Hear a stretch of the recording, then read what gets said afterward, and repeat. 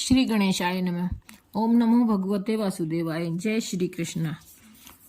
कार्तिक मास महत्तम की इस श्रृंखला में 22वां अध्याय। राजा पृथु बोले, हे नारद जी, अब आप कृपा कर मुझे यह बताइए कि वृंदा को मोहित कर भगवान विष्णु ने क्या किया और फिर वह कहाँ गए। तब नारद जी ने कहा कि जब देवता स्तुति कर मौन हो गए, तब भगवान शंकर ने सब देवताओं से प्रसन्न होकर कहा। इस अध्याय में तुलसी के उद्गम की कहानी है। तुलसी, वृंदा कैसे तुलसी बनी। तब हे देवताओं से प्रसन्न होकर भगवान शंकर ने कहा कि हे ब्रह्मा आदि देवताओं, जलंधर तो मेरा ही अंश था, मैंने उसे तुम्हारे लिए नहीं मारा, किंतु यह मेरी सांसारिक लीला थी। फिर भी आप लोग यह सत्य कहिए कि इसमें आप सुखी हुए हैं या नहीं। तब तो ब्रह्मा आदि देवताओं के नेत्र हर्ष से खिल गए और उन्होंने शिव जी को प्रणाम करके विष्णु जी का वह सब वृत्तांत कह सुनाया जो उन्होंने बड़े प्रयत्न से वृंदा को मोहित किया था तथा वह अग्नि में प्रवेश कर परम गति को प्राप्त हुई थी।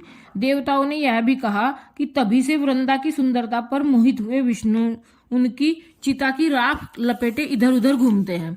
अतएव आप उन्हें समझाइए, क्योंकि यह प्रकृति सदा चराचर आपके अधीन है। देवताओं से यह वृतांत सुन शंकर जी ने उन्हें अपनी दुस्तर माया समझाई और कहा कि यह सारा जगत उसी के अधीन है। उसी से मोहित विष्णु भी काम के वश हो गए हैं, परंतु महादेवी उमा त्रिदेवी की जननी सबसे परे है। वह मूल प्रकृति परम मनोहर और वही गिरजा भी कहलाती है। अतः विष्णु का मोह दूर करने के लिए आप सब उनकी शरण में जाइए। यदि वह प्रसन्न हो जाएंगी तो आपका सब कार्य हो जाएगा। भगवान शंकर की आज्ञा से सब देवता मूल प्रकृति को प्रसन्न करने चले। उनके स्थान पर पहुंचकर उनकी बड़ी स्तुति की। तब आकाशवाणी हुई कि हे देवताओं, मैं 3 प्रकार से तीनों गणों से पृथक होकर स्थित होती हूँ।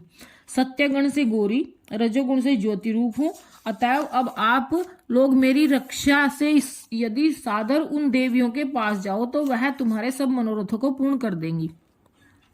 यह वाणी सुनकर देवताओं के नेत्र खुल गए। वह भगवती का आदर करते हुए गौरी, लक्ष्मी और सरस्वती को प्रणाम करने लगे। सब देवताओं ने भक्तिपूर्वक उनका स्मरण किया। सब देवियां प्रकट हो गई। सब देवताओं ने प्रसन्न होकर भक्तिपूर्वक अपना निवेदन किया। देवियों ने कुछ बीज देकर कहा कि इन्हें ले जाकर दे दो, तुम्हारे सब कार्य सिद्ध हो जाएंगे। ब्रह्मा आदि देवता उन बीजों को ले जाकर भगवान विष्णु के पास गए और उन्हें वृंदा की चिता भूमि में डाल दिया। उससे धात्री, मालती और तुलसी प्रकट हुई। भगवान विष्णु ने जो ही उन स्त्री रूप वाली वनस्पतियों को देखा, वह उठ बैठे। कामासक्त चित्त से मोहित हो उनसे याचना करने लगे। धात्री और तुलसी ने उनसे प्रीति की। विष्णु जी सारा दुख भूलकर देवताओं से नतमस्तक होकर अपने लोक में चले गए। अब वह पूर्ववत सुखी होकर भगवान शंकर का स्मरण करने लगे। यह आख्यान शिव जी की भक्ति देने वाला है।